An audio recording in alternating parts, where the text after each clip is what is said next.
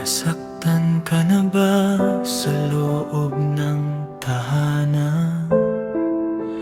Mga salitang hindi mo inaasahan, mga taong inakala mong sandigan, ngunit naging dahilan ng luha't sugat sa daan. Minsan ang sakit ay sobrang lalim, na pati pananampalataya ay gustong bitawan. Ngunit hindi lahat ng tao'y larawan ng katapatan mo, O Diyos na banal. Kung ang puso mo'y pagod at sugatan, lumapit ka sa Diyos na hindi nagkukulang. Dahil kahit tao'y magkulang at magbago, ang pag-ibig niya'y hindi maglalaho. Nasaktan ka man ng tao, hindi ka sinaktan ng Diyos. Ang Kaniyang pag-ibig ay totoo at hindi kailanman nagtatapos. Nasaktan ka man ng tao, hindi ka iniwan ng Diyos. Sa Kanyang mga kamay ay may lunas, sa sugat mong hindi kayang paghilom ng iba.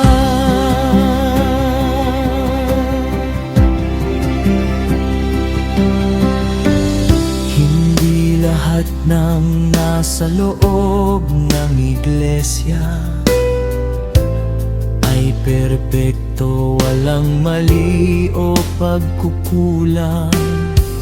Ngunit ang Diyos na nasa gitna ay tapat kahit tayo'y nagkakasala.